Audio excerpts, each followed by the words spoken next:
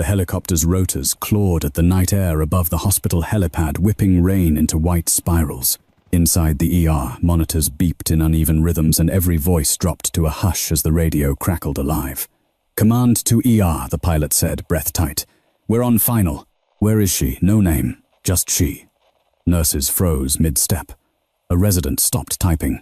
The question hung there, heavy, urgent, like it had been asked before, like the answer mattered more than anyone realized. Outside, the aircraft settled hard, steel skids kissing concrete. Inside, a young nurse stood near the supply cart, hands steady, eyes calm, her badge catching the fluorescent light. Hours earlier, they'd laughed at that badge. Now no one was smiling. "Before we dive in, tell us where you're watching from and what time it is right now." I love seeing how far these stories travel. And if you're drawn to moments when silence meets authority, hit subscribe and stay with us. This one turns on a single question from the sky, and the woman everyone overlooked. Emily Carter arrived at the hospital just before dawn, when the sky was still a dull slate grey and the parking lot lights cast long, tired shadows across the asphalt. She parked her old sedan at the far edge of the lot, slung her bag over one shoulder, and walked toward the emergency entrance with the unhurried pace of someone who had learned long ago that rushing rarely saved time. Inside, the ER was already alive. Gurneys rolled past in practiced choreography. Phones rang. A trauma pager screamed somewhere down the hall, then fell silent. The air smelled faintly of antiseptic and burnt coffee. For most of the staff, this was just another shift in another hospital in another American city that never really slept. For Emily, it was her first. She paused at the nurse's station, adjusted the badge, clipped neatly to her navy blue scrubs, and introduced herself to the charge nurse. Emily Carter, new hire, ER. The charge nurse, a woman in her late 40s named Denise Morales, glanced up from her computer. Years of night shifts had etched permanent lines of fatigue around Denise's eyes, but her gaze was sharp, evaluative. "Orientation was yesterday," Denise said. "I know," Emily replied calmly. "I finished it early." That earned her a quick look, measuring curious, but Denise nodded and pointed down the corridor. "Trauma bays are that way. Stick close. Watch more than you talk." Emily gave a small smile. "Always do." As she turned, a few heads lifted. New faces were rare in this ER. Rarer still were nurses who didn't look overwhelmed on day one. Emily moved quietly, absorbing everything. The placement of crash carts, the rhythm of the alarms, the way certain doctors spoke in clipped commands while others barely looked up when nurses spoke. She noticed how respect flowed not by title but by confidence and familiarity. And then there was her badge. It wasn't flashy, but it wasn't standard either. Alongside her hospital ID sat a second emblem, simple, worn unmistakably out of place in civilian scrubs. A muted insignia that meant nothing to most people and something very specific to a few. By mid-morning, whispers had started. "Did you see her badge? Looks military. Probably surplus junk she bought online." Emily heard none of it or pretended not to. She focused on vitals, on IV lines, on the way a patient's breathing changed when pain finally eased. She spoke when necessary, asked questions when appropriate, and never once explained herself. The first real test came just after noon. A middle-aged man was wheeled in with chest pain, diaphoretic and pale. The room snapped into motion. A resident barked orders, fingers trembling slightly as he called out dosages. Emily stepped in smoothly, confirming the medication, adjusting the oxygen flow before anyone asked. "Who told you to do that?" the resident snapped. Emily didn't flinch. His sats were dropping. He needed it. For a moment it looked like an argument might erupt. Then the monitor steadied. The resident said nothing more. From across the room, a nurse named Kayla watched with narrowed eyes. Kayla had been in this ER for 7 years and wore her authority openly. She'd also been the first to laugh when she noticed Emily's badge during shift change. By the time the patient stabilized, Kayla leaned over to another nurse and muttered, "Confidence for a newbie." The other nurse snorted. "Did you see that badge? Like she's trying to prove something." Emily caught the tail end of the comment as she walked past. Her expression didn't change. Inside, something tightened, not anger, not exactly. More like an old familiar pressure. The kind that came from knowing this moment, this judgment was inevitable. She'd seen it before. Later that afternoon, the ER grew louder. An accident on the interstate sent a wave of patients through the doors. Minor injuries shaken families. One teenager with a broken arm who tried to act tougher than he felt. Emily worked steadily, efficiently, her movements economical. At one point, a trauma surgeon named Dr. Alan Brooks paused to watch her secure a splint. "You've done this a lot," he said, not accusing, just observant. Emily met his eyes. "Enough." He nodded slowly, filed the information away, and walked on. Not everyone was so subtle. During a brief lull, Kayla leaned against the counter near the supply room, arms crossed. "So," she said loudly enough for others to hear what's with the badge. Emily finished labeling a chart before answering. "It's mine." Kayla smirked. "From where?" "A costume shop." A few chuckles rippled through the station. Someone added, "Maybe she thinks it makes her look tough." Emily turned, then her gaze steady voice level. "It's not for looking tough." Kayla raised her eyebrows. "Then what's it for remembering who I am?" Emily said. The laughter died, replaced by an awkward silence. Kayla scoffed, uncomfortable now. "Whatever. Just don't let it get you in trouble." Emily inclined her head slightly, a gesture that could have been deference or dismissal. "I won't." Denise, the charge nurse, had been listening from her desk. She said nothing, but her eyes lingered on Emily longer than before. As evening approached, clouds rolled in low and heavy. Thunder rumbled somewhere beyond the city. Weather alerts flickered across the monitors near the nurses' station, mostly ignored. Storms were common. Emergencies were constant. What wasn't common was the message that came through the hospital's internal radio just after 6 p.m. "All units be advised. Possible inbound air transport later tonight. Stand by." The room shifted. Air transports meant serious cases. Military ones, rarely announced but unmistakable when they happened, meant something else entirely. Kayla glanced toward the ceiling, then back at Emily, who was calmly restocking gloves. "You ever work air med?" Kayla asked, tone suddenly curious. Emily didn't look up. "Yes," Kayla laughed. "Sure you have." Emily slid the last box into place and met her eyes. "I have." For a fraction of a second, doubt flickered across Kayla's face. Then pride kicked back in. "Well, hope you're ready to learn how we do things here." Emily smiled faintly. "I'm always learning." Outside, the first drops of rain hit the pavement. Somewhere far off, thunder cracked again, louder this time. No one noticed the way Emily glanced just once toward the helipad doors, or how her hand brushed the edge of her badge, not for comfort but readiness. The storm arrived in earnest just after sunset. Rain hammered the ambulance bay roof in heavy sheets, blurring the glass doors until the outside world dissolved into streaks of white and grey. Inside the ER, the noise level climbed. With the weather-raised voices, faster footsteps, the sharp bark of commands that left no room for hesitation. Emily Carter moved through it all like a fixed point in a shifting current. She was assigned to Trauma Bay 3, a less critical area compared to the resuscitation rooms closer to the nurses' station. It was a subtle decision, one that didn't need to be spoken aloud. New nurses started where the risk was lower.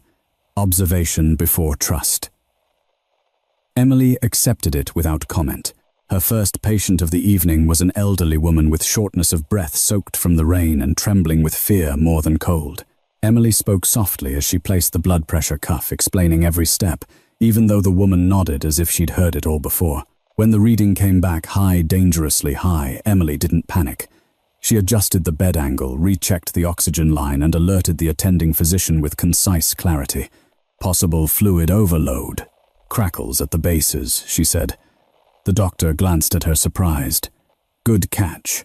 Emily simply nodded and continued working. Across the bay, Kayla watched with a mix of irritation and something closer to unease. It wasn't just that Emily was competent. It was the way she seemed unaffected by the chaos that rattled everyone else. No frantic glances, no unnecessary movement, just quiet, precision. During a brief break between patients, Kayla leaned over to another nurse.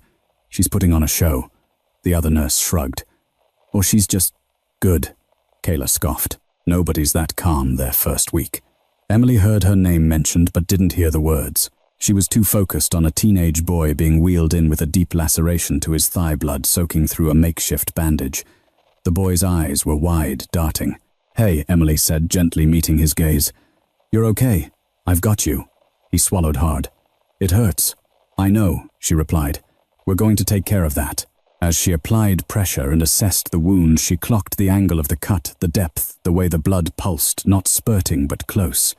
Her voice stayed steady as she called for supplies. A resident hesitated. Shouldn't we wait for no? Emily said, not loudly but firmly. If we wait, he'll lose more blood. There was a pause. Then the resident moved. When the bleeding finally slowed and the boy's breathing evened out, he looked at Emily like she'd pulled him back from the edge of something dark. Thanks, he whispered. Emily smiled, small and reassuring. You did great. Word traveled fast in the ER, especially when it involved someone unexpected stepping up. By 9 o'clock, the tone around Emily had shifted not to respect, not yet, but to cautious acknowledgement. Then the jokes came back. It happened near the medication room when the pace slowed just enough for old habits to resurface. Kayla and 2 other nurses were laughing about something on a phone screen when Emily walked past. Hey, Kayla called out. You ever think about taking that badge off? Might confuse patients. Emily stopped, turned.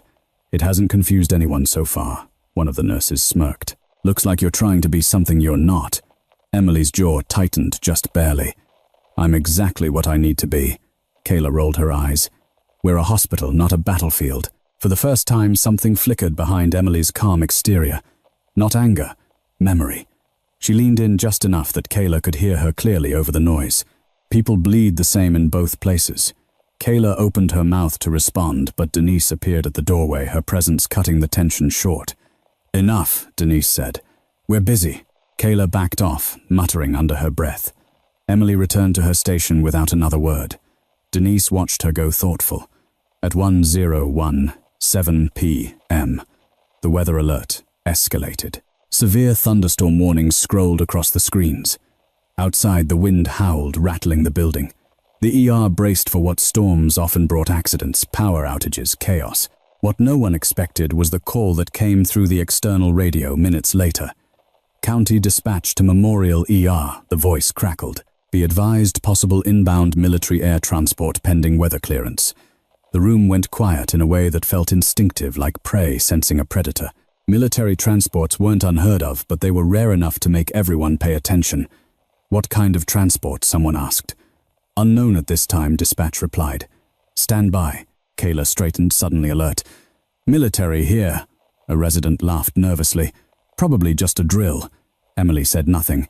She checked the time, then glanced toward the ceiling as if gauging the storm by sound alone. Denise approached her a moment later. You okay? Emily met her gaze. Yes. Denise hesitated. You've worked with that kind of thing before. Emily chose her words carefully. I've worked in worse conditions. Denise studied her, then nodded slowly. If this comes in, it'll be all hands. Stay ready. I will. As the night deepened, tension coiled tighter with every thunderclap. Staff whispered theories. Special forces, high-ranking officers, experimental training gone wrong. No one knew, but everyone speculated. Around 11 p.m., a notification came through, standby confirmed. Air transport en route. The ER shifted into a higher gear. Trauma bays were cleared. Equipment double-checked. Doctors scrubbed in. Emily was assigned to support, again not frontline, but close enough to observe. Kayla noticed. Guess they're not letting the new girl play hero tonight. Emily didn't respond. Minutes passed. The storm raged. Then, faint at first, but unmistakable. A low, thudding sound cut through the thunder. Whoop, whoop, whoop. Heads turned. Conversations stopped. The sound grew louder, closer, rotors slicing through rain and wind with relentless force. The helicopter was coming in hot. A nurse near the radio leaned forward, finger hovering over the button. Static hissed. Then a voice broke through, sharp and urgent. Memorial ER. This is inbound air. We're 2 minutes out. Denise grabbed the mic. Copy that. Trauma team is ready. There was a pause. Static surged again. Then the voice returned, more insistent now. Before we land, confirm. Where is Nurse Carter? Silence slammed into the room. Every head turned. Emily stood very still. Heart, steady, eyes focused. She didn't look surprised. She looked prepared. The silence after the radio call was not empty. It was dense, packed with confusion, disbelief, and a sudden creeping unease. Denise was the first to recover. She leaned toward the radio again, her voice careful. Inbound air, please repeat. Who are you requesting? The response came immediately, stripped of patience. Nurse Emily Carter. We were told she's on shift. Confirm her location. Kayla let out a short, disbelieving laugh. You've got to be kidding. A resident frowned. They're asking for a nurse, by name. Eyes moved through the room, landing on Emily like a spotlight snapping on without warning. She stood beside the supply cart, hands relaxed at her sides, posture straight but unassuming. If she felt the weight of the attention, she didn't show it. Denise turned to her slowly. "Emily, do you know why a military aircrew would be asking for you?" Emily met her gaze. She didn't rush the answer. Yes. That single word landed harder than any explanation could have. Kayla's smile vanished. "You're saying you know them, I'm saying they know me," Emily replied.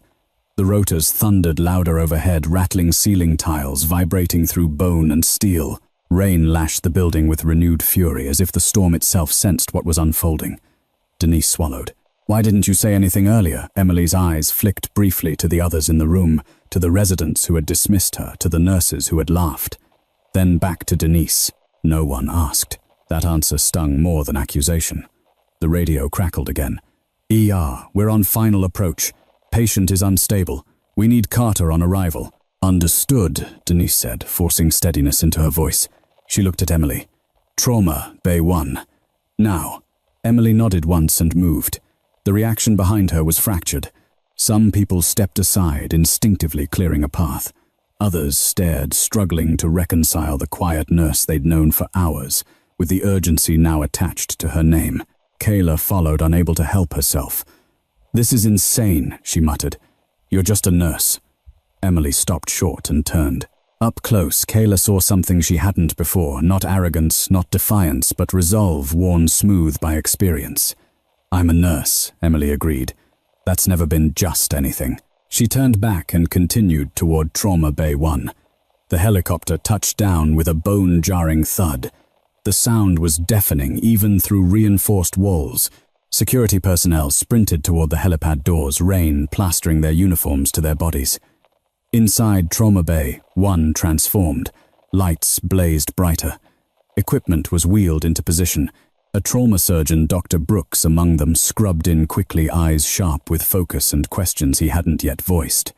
Emily washed her hands with practiced efficiency movements, automatic. As she pulled on gloves, a memory surfaced unbidden. Another night, another storm, another aircraft descending under fire. She pushed it aside. This was here. This was now. The doors burst open. Cold, rain-soaked air rushed in as the gurney was wheeled through, flanked by 2 flight medics in military gear and a uniformed officer whose presence alone commanded the room. The patient was strapped down, chest rising unevenly, skin ashen beneath harsh lights. One of the medics locked eyes with Emily instantly. Relief flickered across his face. "Thank God," he said. "You're here." That was when the room truly froze. Dr. Brooks looked between them. "You know each other?" "Yes, sir," the medic said without hesitation. "She's the reason he's alive at all." Emily stepped forward, already assessing. "Status, internal bleeding. BP dropping fast." "He coded once en route," the medic replied. "We stabilized, but barely." Emily nodded, hands moving as she checked lines and monitors. "How long since last pressure?" 5 minutes. "Too long," she said. "Prep for transfusion." "Now." A resident hesitated. Dr. Brooks raised a hand, eyes never leaving Emily. "Do it." Kayla stood near the doorway, forgotten, watching her world tilt. This wasn't bravado. This wasn't luck. The room was following Emily's lead without realizing it. The officer stepped closer, voice low. "Carter." Emily didn't look up. "Sir, command wanted confirmation it was you before landing," he said. "They said if anyone could keep him alive until surgery, it would be you." Emily's jaw tightened. "Then let's not disappoint them." The next 10 minutes were a blur of controlled urgency. Emily called out. Vitals adjusted, pressure caught, subtle changes others might have missed. When the patient's heart rhythm faltered, she was already there, hands steady, voice calm. "Stay with me," she murmured, not to the team but to the man on the gurney. The monitor steadied again. No one spoke. No one questioned. When the patient was finally rushed toward the OR, Dr. Brooks exhaled slowly. He looked at Emily like he was seeing her for the first time. "You've done this before," he said. Emily removed her gloves. Yes, in combat, she met his eyes. Wherever it was needed. The officer approached, then stopping a respectful distance away. He offered a short nod, not ceremonial, not showy. Earned. "Thank you," he said simply. Emily nodded back. "He's not safe yet." "No," the officer agreed. but he has a chance.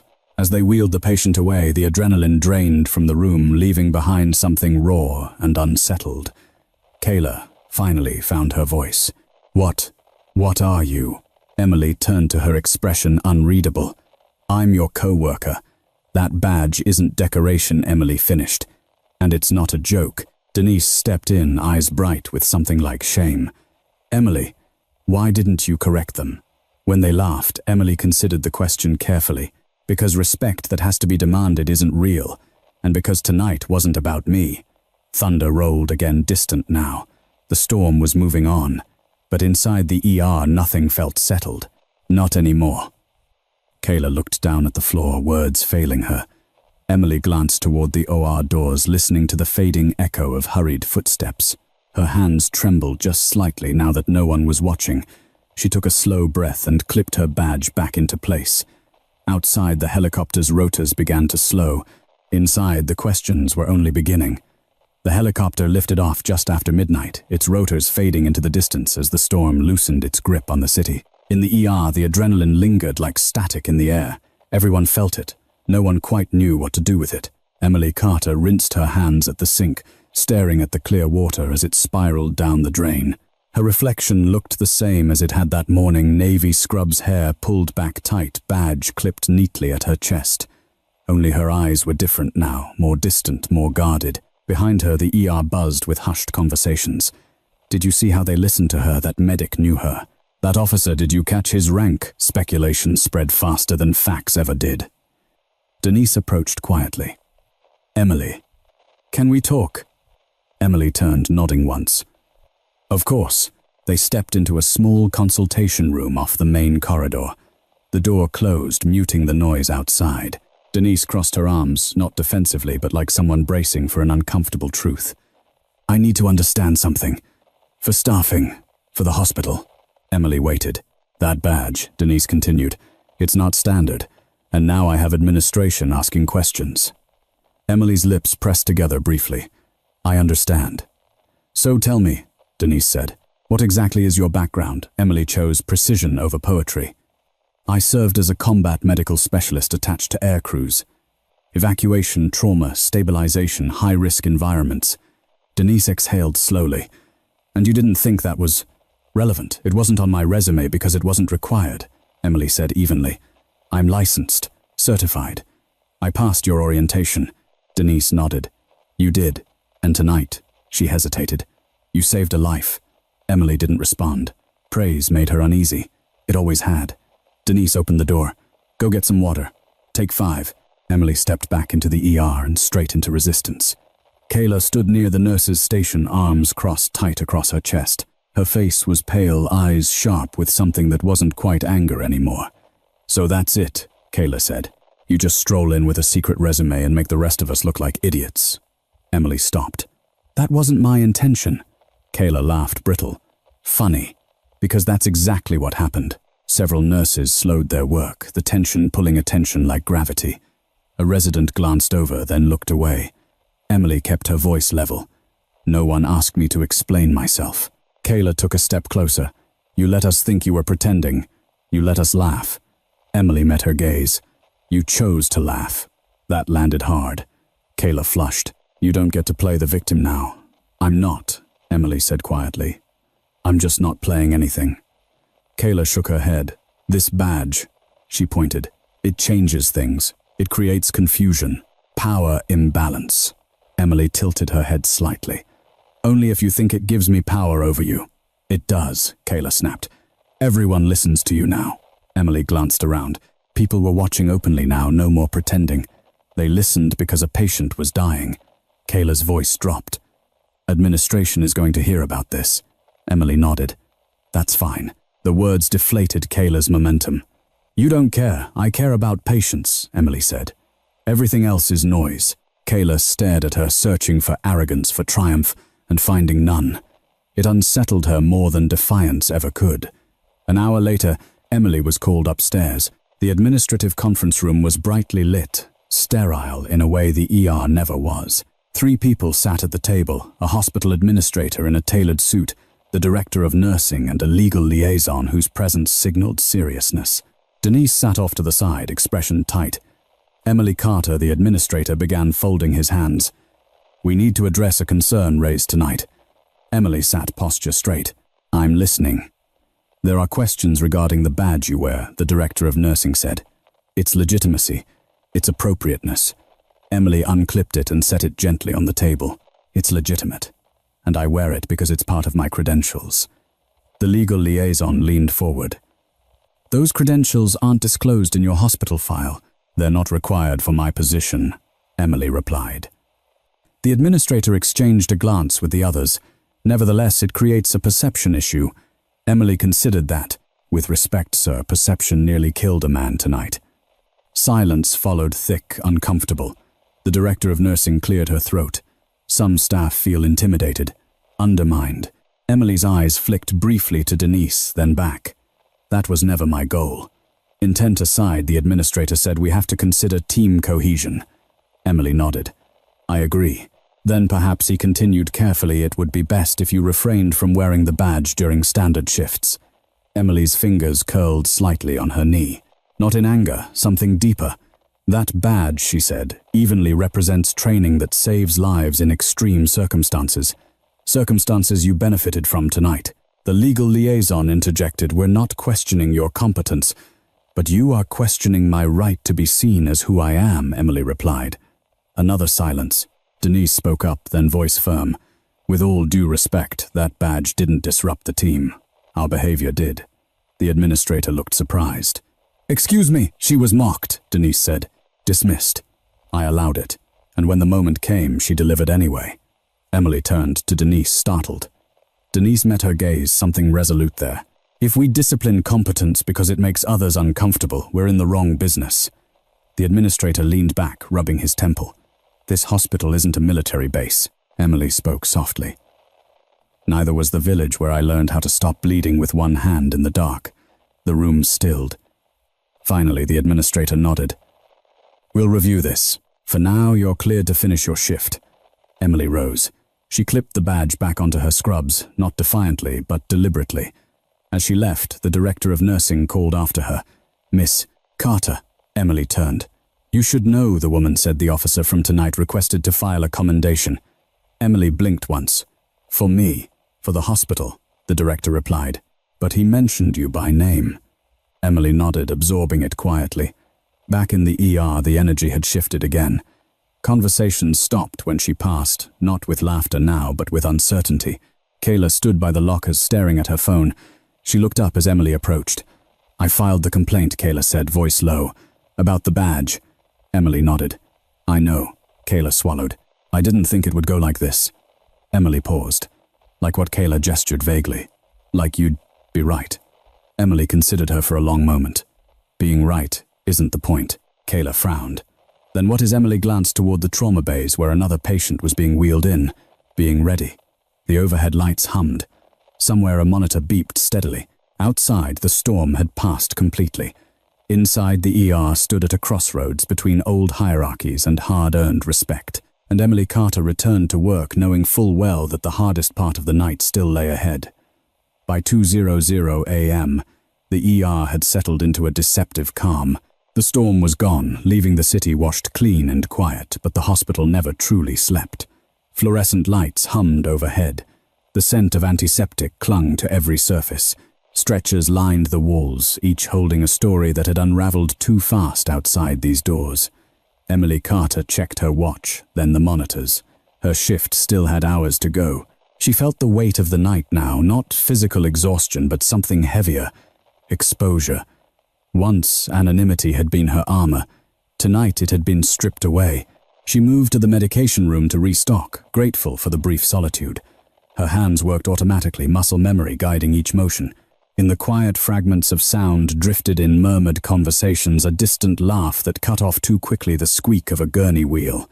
Not everyone knew how to talk to her anymore. Denise found her there, leaning against the counter with a paper cup of coffee. You, holding up, Emily nodded. Yes. Denise studied her. That meeting upstairs shouldn't have happened the way it did. It happened, Emily said. That's enough. Denise sighed. Kayla's been rattled. Emily offered a faint smile.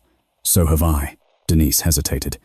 Administration wants to know if you're open to a different role. Informal for now.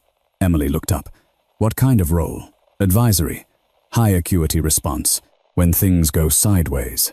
Denise met her eyes. When helicopters ask for you by name. Emily considered the idea. Would it change my responsibilities to patients? No.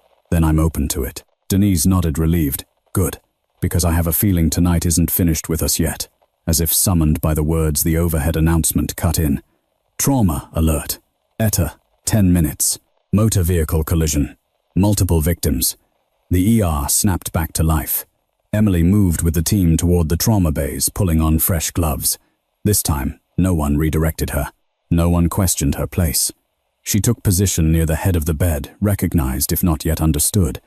The first patient arrived, a woman in her 30s, unconscious, blood matted in her hair. A second gurney followed close behind, with a young man clutching his abdomen, groaning in pain. The room fractured into controlled chaos. Emily focused on the woman first. Airway. Breathing. Circulation. She's aspirating, Emily said calmly. Dr. Brooks leaned in. Intubate. Emily prepared the equipment with practiced efficiency, handing it off seamlessly. When the tube was placed, she monitored the chest, eyes never leaving the patient's face. Across the bay, the young man began to panic, his breathing shallow and fast. A resident struggled to keep him still. Emily glanced over. He needs reassurance, not restraint. Kayla was closest. She hesitated, then did as Emily suggested, lowering her voice, grounding the patient with steady words. It worked. Emily noticed. She said nothing. Minutes stretched. Decisions piled up. Somewhere in the middle of it all, a subtle shift occurred. Not dramatic, not announced. The team began to move as one. When the woman was stabilized and wheeled toward imaging, Dr. Brooks stepped back, pulling off his gloves. He looked at Emily thoughtfully. You don't just react, he said. You anticipate. Emily wiped her hands. It's safer that way. For everyone, he agreed. As the night wore on, fatigue pressed in. Emily felt it in her shoulders, in the dull ache behind her eyes. She welcomed it.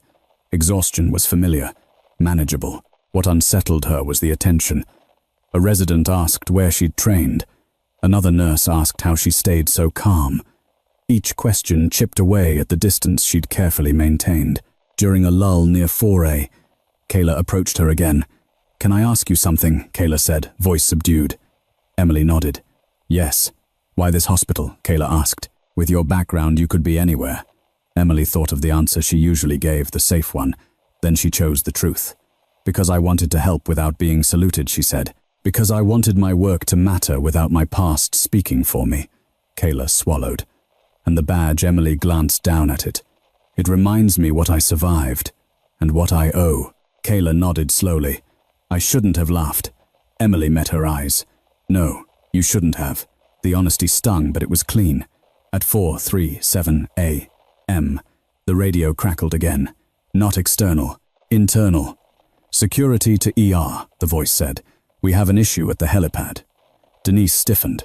What kind of issue? Unscheduled aircraft request. Military designation. The room went still. Emily felt the shift before anyone looked at her. A tightening in the chest. A familiar edge of readiness. Denise turned.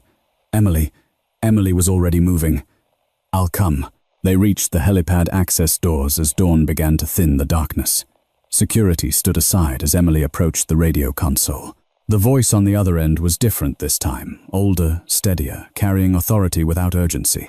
This is Command Liaison, the voice said. We need to verify Carter's availability. Emily took the mic. This is Carter. A pause. Then we were told you handled the transfer earlier tonight. Yes. Good, the voice replied. Because the patient made it to surgery. He asked for you when he woke. Emily closed her eyes briefly. I'm glad. There's more, the voice continued. We're requesting permission to speak with hospital leadership. Denise stiffened beside her. About, Denise asked, leaning toward the mic. About commendation, the voice said. And protocol. The line went quiet. Denise looked at Emily. Protocol. Emily exhaled slowly. They don't ask unless something matters.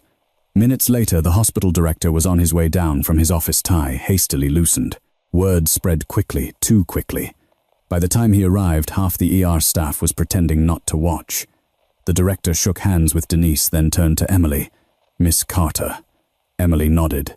Sir, I've received a call, he said carefully. It seems your previous service intersects with our operations more than we realized. Emily didn't respond. The director continued. They're recommending a formal liaison role. Here, on site. A murmur rippled through the room. Kayla stared. A resident's mouth fell open. Denise looked between them. That would change things. Yes, the director said. It would. Emily felt the old instinct rise to refuse to retreat. Visibility had a cost. What would the role involve, she asked. Ensuring readiness, the director replied. Bridging communication. Training. When military and civilian care overlap, Emily considered the faces around her, the skepticism replaced by something like respect, the fear replaced by curiosity. And my patients, she asked. You'd still be a nurse, the director said. First and always. Emily nodded once. Then I'll consider it. The director extended his hand. That's all we ask. As he walked away, the ER slowly exhaled. Kayla approached again, eyes searching. You don't have to take it. Emily looked at her. No, I don't. Will you? Emily glanced toward the rising sun, pale light spilling through the windows. If it helps the next patient live, she said yes. The shift ended an hour later. As Emily gathered her things, she felt something unfamiliar settle in her chest. Not pride, not relief, belonging. She clipped her badge into place, squared her shoulders, and stepped back into the ER, knowing the next test wouldn't come from a helicopter. It would come from the people who now had to decide what respect really meant. The sun had fully risen by the time the tension finally broke, but not dissolved. Morning shift filtered into the ER with fresh faces and half-formed smiles, sensing something unusual without yet understanding it. Night staff lingered longer than usual, reluctant to leave, as if stepping outside would somehow make the events of the night feel less real. Emily Carter stood at the edge of the nurses' station, finishing a handoff report. Her voice was calm, precise, unembellished. She didn't dramatize what had happened. She never did. Patient stabilized, transferred to OR at 2341. Post-op status pending, she concluded. The day charge nurse nodded, impressed despite herself. Got it. As Emily gathered her clipboard, a hush rippled through the room, subtle but unmistakable. Someone near the entrance straightened. Another nurse glanced toward the helipad corridor. Then the sound came again. Not the frantic thunder of emergency rotors from the night before, but a deliberate, controlled approach. Slower, heavier, purposeful. Whoop, whoop, whoop. Emily felt it in her chest before she heard it with her ears. Kayla froze mid-sentence. No way. Denise looked up from her desk, eyes narrowing. That's not medevac speed. The helicopter settled onto the helipad with mechanical certainty. No rush, no panic, just presence. Moments later, the ER doors opened, not bursting this time, but swinging inward with quiet authority. Two uniformed personnel stepped inside, boots striking tile in perfect rhythm. Between them walked a man whose posture alone commanded silence. His hair was close-cropped gray, his bearing unmistakably military. A single star gleamed on his collar. Conversations died instantly. The general's gaze swept the room, assessing in seconds what others took minutes to understand. He didn't raise his voice. Which one of you is Nurse Emily Carter? Every instinct in the room pointed to her. Emily stepped forward. I am. The general studied her for a long moment. Not her badge, not her rank or lack of one. Her eyes, her stance, the way she didn't shrink or swell under attention. He nodded once. You kept my man alive, Emily answered simply. He did the hard part. The general allowed himself the faintest smile. Then he turned, addressing the room at large. Last night, he said, a soldier under my command suffered injuries that should have killed him twice over. Weather prevented a standard extraction. Time was against us. He paused, letting the weight of his words settle. We asked one question before landing. One. Where is she? Kayla felt heat rush to her face. The general continued. We asked because we knew that if Carter was on site, our odds changed. He turned back to Emily. You earned that trust long before tonight. Emily's jaw tightened. Sir, he raised a hand. This is not about modesty. He reached into his coat and removed a folded document. This is a formal commendation for exceptional service under extreme conditions. Civilian setting, military outcome. He handed it to her. Emily accepted it carefully as if it might break. The general faced the room again. Let me be clear. Skill doesn't always announce itself. Experience doesn't always look the way you expect. His eyes lingered briefly on Kayla, then on the others who had laughed, questioned, dismissed. Disrespect nearly costs lives, he said evenly. Silence, when earned, saves them. No one spoke. The general nodded once more to Emily. Legend, he said quietly. The word echoed louder than any rota. He turned and left as efficiently as he'd arrived. For several seconds no one moved. Then the ER erupted, not in applause, not in chatter, but in a collective exhale. The kind that comes when something fundamental shifts. Kayla felt her knees weaken.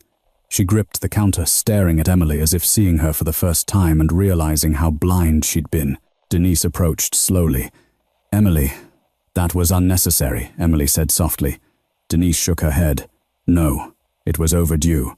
Administration arrived moments later, summoned by whispers that had already reached upstairs. The hospital director's expression was tight, controlled. Miss Carter, he said. May I speak with you? Emily nodded. They stepped aside. The director lowered his voice. The commendation will go on record, permanently. Emily met his gaze. That's not why I stayed. I know, he said, which is why this matters. He straightened. Effective immediately, your advisory role is official. Optional, but protected. No retaliation. No restrictions. Emily considered that. And the staff, the director glanced toward the nurses' station where eyes followed every movement. We'll address conduct. Hospital-wide. Emily nodded. Good.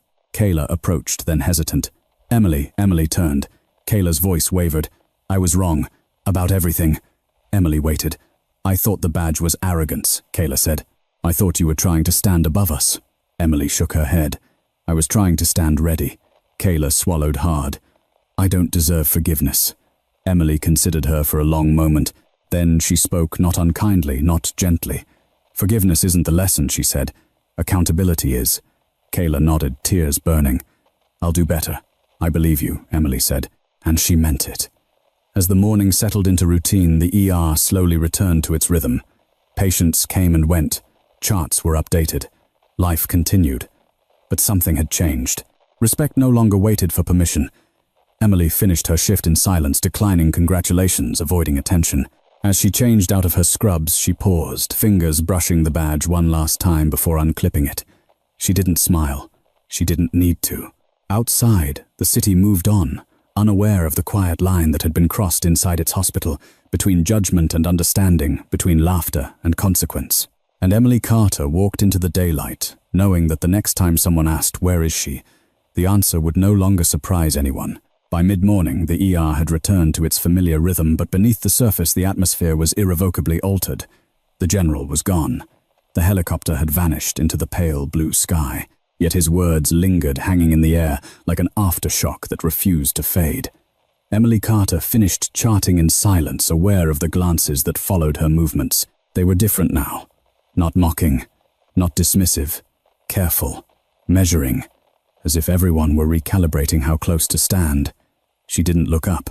Respect earned through spectacle had never sat well with her.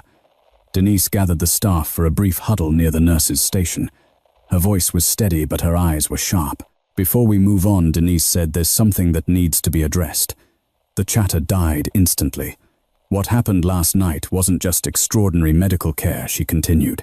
It was a reminder of our standards. Professional conduct. Mutual respect. Her gaze swept the group. Not accusatory, but unflinching. No one here is above learning, Denise said, and no one here is beneath respect. A few heads dipped. Kayla's among them. Emily listened, detached. She had learned long ago that apologies spoken to a crowd rarely changed private behavior. What mattered was what came next. The next test arrived sooner than expected. Just before noon, a code red was called from the surgical floor. The patient from the night before, the one pulled from the helicopter, had developed complications. Blood pressure crashing. Bleeding suspected. Doctor. Brooks sprinted into the ER, still in surgical scrubs. We need to prep for an emergency return to OR. Now. Emily was already moving. The moment she stepped forward, the team shifted instinctively, creating space without being told. No resistance, no hesitation. Kayla grabbed supplies, hands steady but jaw clenched. She caught Emily's eye, once an unspoken acknowledgement passing between them. This wasn't about hierarchy anymore. It was about trust. As the patient was wheeled in pale and unresponsive, Emily assessed in seconds. She recognized the signs immediately, something subtle, something easy to miss. Retroperitoneal bleed, she said. It's not where we expect it. A resident frowned. CT didn't show that. It wouldn't, Emily replied. Not yet. Dr. Brooks hesitated only a fraction of a second before nodding. Prep transfusion. The decision saved minutes. Minutes that mattered. As blood was hung and pressure stabilized just enough for transport, the surgical team took over. The doors to the OR closed again, sealing away the chaos. For the first time since the night before, Emily felt the tension ease. Kayla leaned against the wall, exhaling hard. You saw it before anyone else. Emily nodded. Because I've missed it before. Kayla didn't ask where. Later that afternoon, administration made their move. A hospital-wide email was sent, carefully worded, neutral in tone, unmistakable in meaning. It addressed conduct, respect, and the importance of acknowledging diverse professional backgrounds. Mandatory training sessions were scheduled. No names were mentioned. Everyone knew anyway. Kayla found Emily near the lockers as the afternoon shift began to thin out. I'm being reassigned, Kayla said quietly. Emily looked up. Reassigned, temporary, mentorship program. Kayla forced a small smile. Apparently I have growth opportunities. Emily studied her. How do you feel about that, Kayla? Hesitated. Embarrassed. Emily nodded. That means you're paying attention. Kayla let out a shaky laugh. You're not enjoying this at all, are you? No, Emily said simply. I'd rather be invisible. Kayla's smile faded. Then why stay? Emily considered the question. Because invisible people don't get asked when the helicopter calls. Kayla swallowed, understanding settling in. As the day wore on, Emily was called upstairs once more, this time to a smaller office overlooking the city. The hospital director stood by the window, hands clasped behind his back. I won't pretend this situation is comfortable, he said as Emily entered. For the hospital, or for you? Emily remained standing. Comfort isn't why I'm here. The director turned. The military has formally requested that we designate you as a point of contact for future emergency coordination. Emily's expression didn't change. I said I'd consider it. They're asking for an answer, he said. Emily glanced out the window. The city stretched endlessly, ordinary lives moving beneath extraordinary moments they'd never see. What happens if I say no, she asked. The director was honest. We'll manage. Less efficiently. And if I say yes, you'll be visible, he replied. To everyone. Emily nodded slowly. Visibility was a double-edged blade. She knew that better than most. I'll do it, she said. On one condition. The director raised an eyebrow. Which is that no one else is silenced because of me, Emily said. No one is afraid to speak up, question, or lead when it matters. The director considered that. Then he extended his hand. Agreed. Emily shook it once firmly. When she returned to the ER, something subtle had shifted again. Not awe, this time, not fear. Expectation. People looked to her now not because of a badge, not because of a general's word, but because she'd proven again and again that she saw what others missed.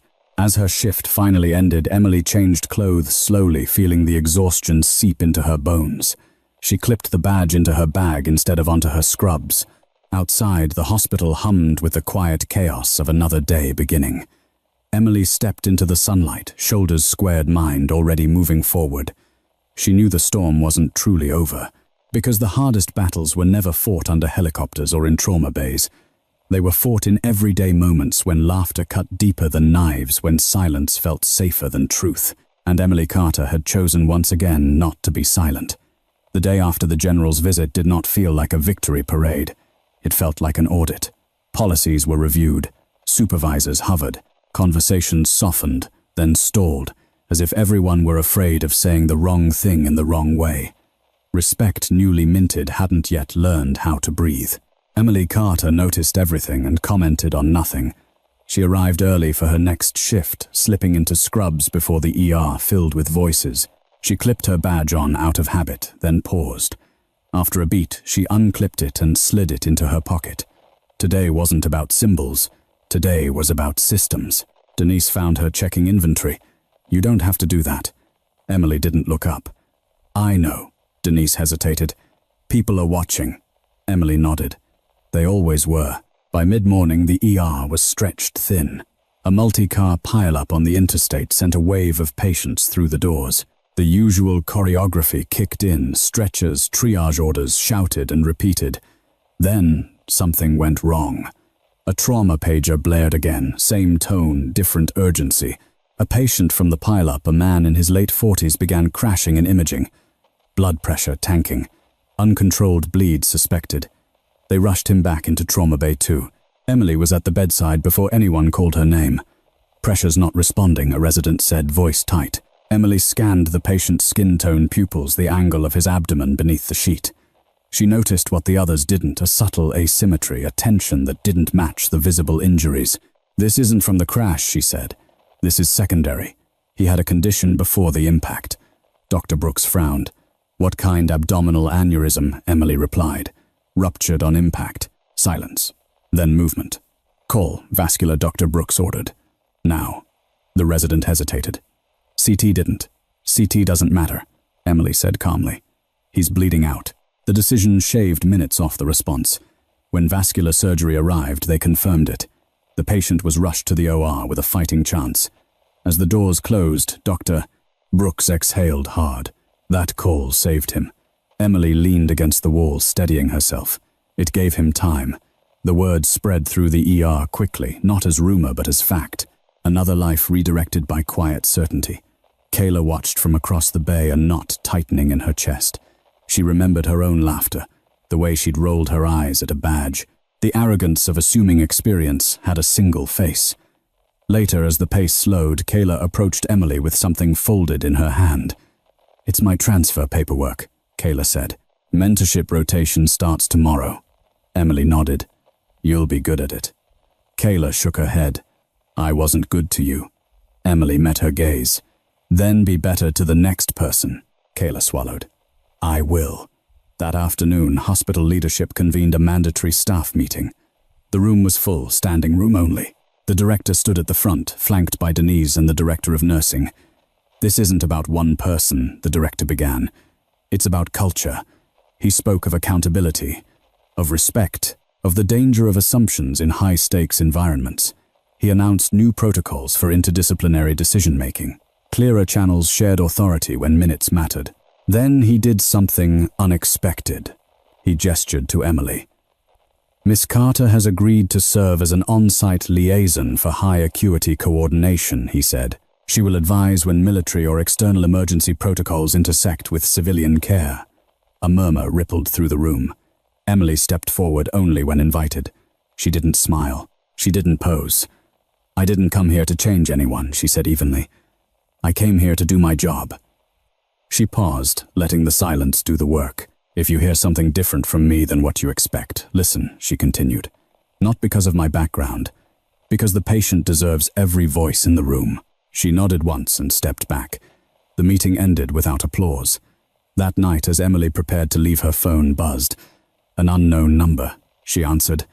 "Carter, this is the surgical ICU," a voice said. "The patient from the helicopter is awake. He's asking for you." Emily closed her eyes briefly. "I'm on my way." The ICU was quieter than the ER machines, humming softly, lights dimmed. The patient lay pale but alive, eyes tracking as Emily approached. He managed a weak smile. "They told me you were here." Emily pulled a chair close. "I was." He swallowed. "They said you saved me." Emily shook her head. "A lot of people did." He studied her badge, now clipped back where it belonged. "I've seen that before." Emily met his gaze. "Then you know it's not for show." He nodded. "Thank you." She squeezed his hand gently. "Rest. You did the hard part." As she left the ICU, Emily felt the night settle around her, not heavy, not sharp, just real. Back in the locker room, she changed slowly, listening to the distant sounds of a hospital doing what it always did, holding the line between chaos and care. She clipped the badge into place one last time before stepping out. Not because anyone was watching, because she was. Outside, the city lights blinked on as dusk fell. Somewhere, another helicopter cut across the sky, unseen, unheard by most. Emily Carter walked into the evening knowing the climax had passed, not with applause, not with vengeance, but with something far rarer. A system had bent toward what was right, and for once, it had held. The hospital did not announce its reckoning with fanfare. There were no press releases, no cameras in the halls.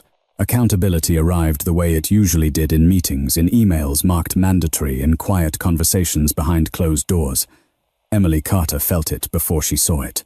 On her next shift, the whiteboard at the nurses' station had changed. Names were reorganized. Assignments rotated with intention rather than habit. A new column appeared. Rapid decision led.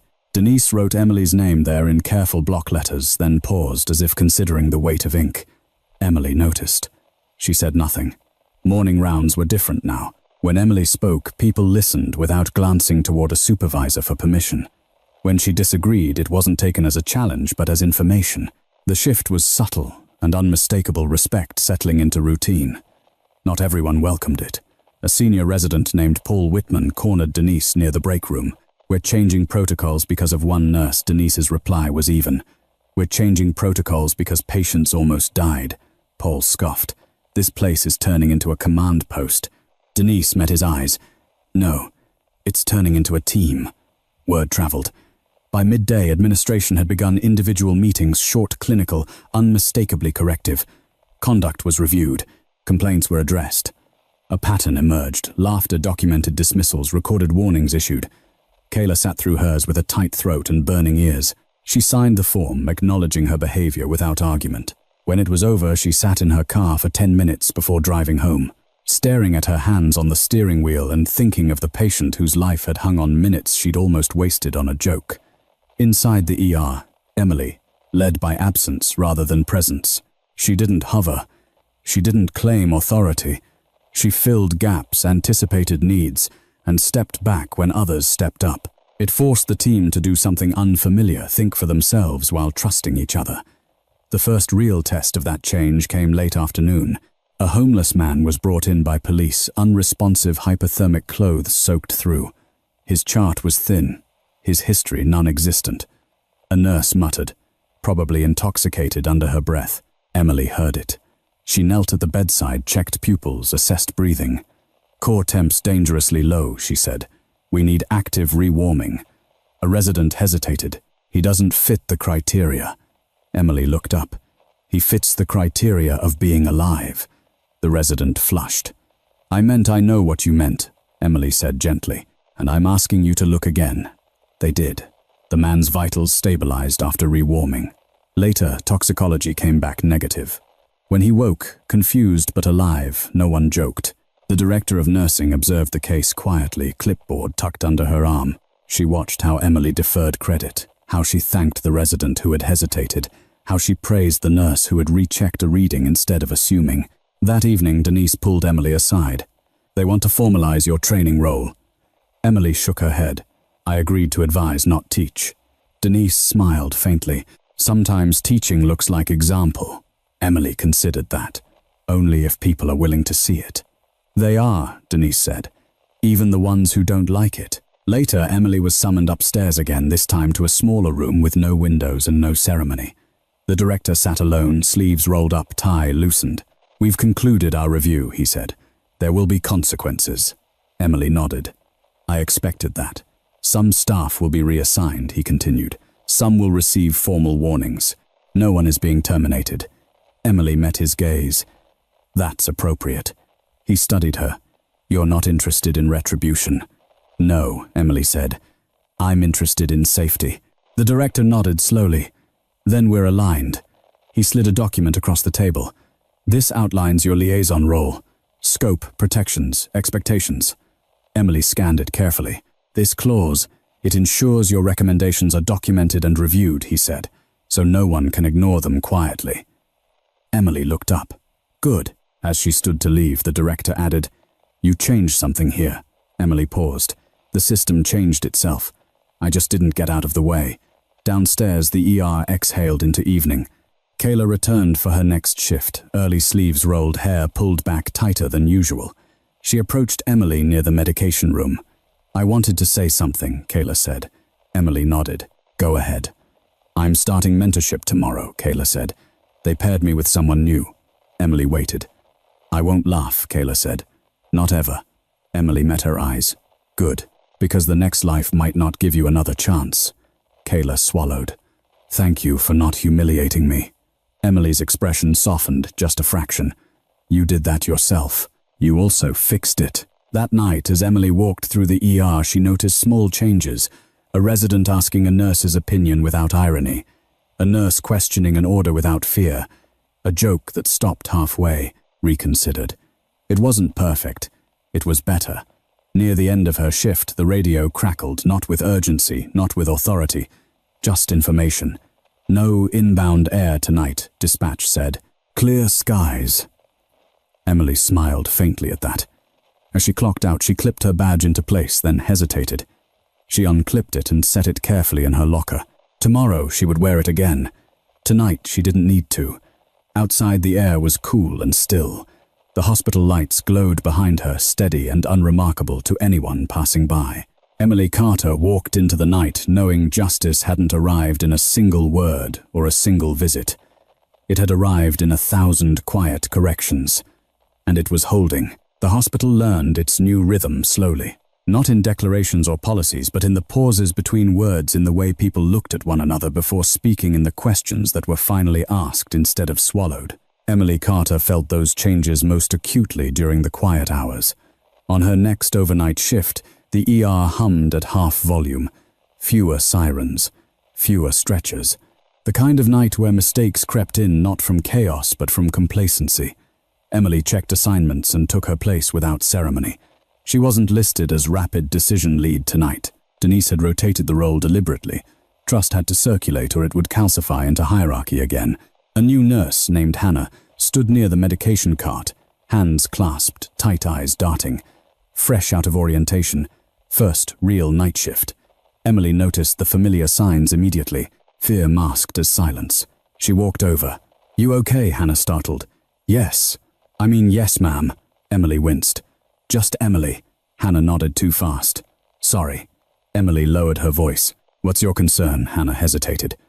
Room 6. The patient's vitals look off. Not bad. Just wrong. Emily glanced at the monitor. At first glance, everything seemed within range. Then she noticed the subtle pattern, the irregularity between breaths, the lag between pulse and pressure. You're right, Emily said. What do you think it means? Hannah swallowed. Maybe internal bleeding, maybe, Emily said. Let's check. They moved together. No announcement, no spectacle. The patient was stable, but barely. Early intervention prevented a spiral that could have gone unnoticed for hours. When they stepped back out, Hannah's hands were shaking. You saw it, Emily said. That's not luck. Hannah's eyes filled. No one's ever said that to me. Emily nodded. Remember it. From across the room, Kayla watched the exchange. She was halfway through her mentorship rotation, now assigned to support, not lead. It was humbling, necessary. She'd learned how much she'd filled silence with noise. Later that night, she approached Emily while charting. I get it now, Kayla said quietly. Emily didn't look up. Get what? Why you didn't say anything? Why you let us be wrong? Emily paused, then met her eyes. I didn't let you be wrong. I let you show who you were. Kayla nodded. And who we needed to become. The words felt earned. At 2:13 a.m., the ER received another trauma. An elderly man found unconscious in his home after a fall. No family, no paperwork, just a frail body and failing systems. The team worked efficiently, calmly. Orders flowed. Questions were answered without ego. When the patient stabilized, a resident leaned against the counter and exhaled. This feels different, Denise overheard. It is. The resident glanced around. Is it because of her? Denise didn't answer immediately. Then she said, it's because of everyone who decided to listen. Emily finished her shift near dawn. As she changed, she found a folded note in her locker. No signature. Thank you for seeing us before we knew how to see ourselves. Emily read it once, then tucked it away. She stepped outside into the cool morning air, watching the sky lighten over the city. Somewhere far off, traffic began to hum, ordinary life resuming. Her phone buzzed. A text. Unknown number. This is Command Liaison. Patient is being discharged from ICU. He asked if you'd be informed. Emily typed back a simple reply. Thank you. She didn't go see him this time. Closure didn't always require presence. Later that week, the hospital held a training session, not mandatory, not dramatic, voluntary. Attendance overflowed. Emily stood at the back of the room observing as Denise led the discussion. Scenarios were presented. Voices weighed in. Nurses spoke first. Doctors listened. At one point, Denise asked, "What stops us from speaking up?" The room was quiet. Then Hannah raised her hand. Fear of being laughed at. No one laughed. Emily felt something loosen in her chest. Afterward, the director approached her. This didn't come from a memo. Emily shook her head. It never does. He smiled. "You won't stay forever, will you, Emily?" Met his gaze. "Probably not. When you leave," he said, "this place will still be different." Emily considered that. Then it was worth staying. That night, as Emily prepared for another shift, she clipped her badge on and caught her reflection in the locker mirror. The badge hadn't changed. She had. Not in strength. Not in skill. In willingness to be seen to stay, to let the system learn without burning it down. As she stepped back into the ER, a nurse called out, "Emily, can you take a look at this?" Emily turned without hesitation. Of course. No laughter followed. Only trust, and that she knew was the quietest victory of all. The last shift of the week arrived without ceremony. No helicopters, no generals, no sudden silences that snapped a room to attention. Just the ER breathing in its familiar rhythm, alive in the way only places on the edge of life and death ever were. Emily Carter clocked in at 6:45 p.m. The sky outside already deepening into blue. She clipped her badge on automatically, now no longer thinking of it as a statement. It had become what it was always meant to be: context, not identity. The board was full. Weekend traffic accidents, chest pain, a child with a fever that wouldn't break. Ordinary emergencies that still carried extraordinary weight for the people living them. Emily took her assignment and moved. What struck her most wasn't how often people deferred to her, but how rarely they needed to. The system held. Nurses questioned orders without flinching. Residents listened without bristling. Decisions traveled laterally instead of downward. The ER was quieter, not in sound, but in friction. Near midnight, a familiar sound cut through the hum. Not rotors. Laughter. Soft. Brief. Human. Emily glanced up from a chart to see Hannah and another nurse sharing a moment near the supply room. Nothing sharp. Nothing cruel. Just release. The kind that made long nights survivable. Emily smiled faintly and went back to work. At 12:36 a.m. A patient arrived with abdominal pain. Middle-aged woman, stable vitals, anxious eyes. The case didn't scream urgency, but something tugged at Emily's awareness. She listened, not just to the monitor, but to the way the woman described the pain, where she paused, where her voice tightened. Emily ordered additional labs. Imaging, not as an override, as a suggestion. The results confirmed it: a slow, dangerous bleed. Early, catchable. The woman was taken to surgery within the hour. As the gurney rolled away, the patient reached for Emily's hand. "You believed me," she whispered. Emily squeezed back gently. "You were telling the truth." That was enough. Around 3 a.m., Denise found Emily by the window overlooking the city. "Last shift for a few days," Denise said. Emily nodded. "I know. You ever think about leaving?" Denise asked. Emily didn't answer right away. She watched the city lights flicker, millions of lives intersecting with this building without ever knowing how close the edges came. "Yes," she said finally. "And no," Denise smiled. "That's the right answer." A few minutes before shift, change the radio crackled one final time. Not command, not dispatch, just routine. Memorial ERB advised training flight passing through airspace. No action required. Emily listened to the words, then let them pass. No one asked where she was. No one needed to. As dawn crept in, Emily finished her charts, washed her hands, and stood for a moment at the edge of the ER, taking it in. The place that had laughed. The place that had learned. Kayla approached quietly, a paper cup of coffee in her hand. "For the road," she said. Emily accepted it. "Thank you." Kayla hesitated. "I used to think strength was being the loudest voice in the room." Emily met her eyes. "What do you think now?" Kayla exhaled. "That it's being the one who listens when it's quiet." Emily nodded. "Then you'll be fine." They didn't hug. They didn't make speeches. They didn't need to. Emily changed, clipped the badge into her bag, and stepped outside as the sun rose fully over the city. Traffic moved. People hurried to work. Somewhere a helicopter crossed the sky, unnoticed, unimportant. Emily Carter walked away from the hospital knowing she hadn't won anything. She had corrected something. And correction, quiet, uncomfortable, lasting, was the rarest victory there was. Behind her, the ER doors slid closed. Inside, the work continued, without laughter, with respect. Sometimes the most dangerous mistake we make isn't a bad decision under pressure. It's a quiet judgment made too early. We see a badge, a title, a tone of voice, and we decide who someone is before they ever get the chance to show us. And in everyday life, that habit costs dignity. In places like hospitals, it can cost lives. Real strength doesn't announce itself. It doesn't laugh the loudest, dominate the room, or demand attention. Real strength waits. It listens. It stays calm when others panic and speaks only when the moment truly matters. The people who save us most often are the ones we almost overlook. This story isn't just about a nurse or a helicopter or a dramatic reveal. It's about what happens when respect is replaced by ego and what becomes possible when humility returns. When we stop asking, "Who do you think you are?" and start asking, "What do you see that I might be missing?" everything changes. So here's the question I'll leave you with. Have you ever been underestimated or underestimated someone else only to realize the truth later? Share your story in the comments. Someone reading it might need that reminder today. And if you believe, quiet courage, earned respect, and real human lessons still matter, make sure you subscribe. More stories like this are coming, and the next one might change the way you see people around you.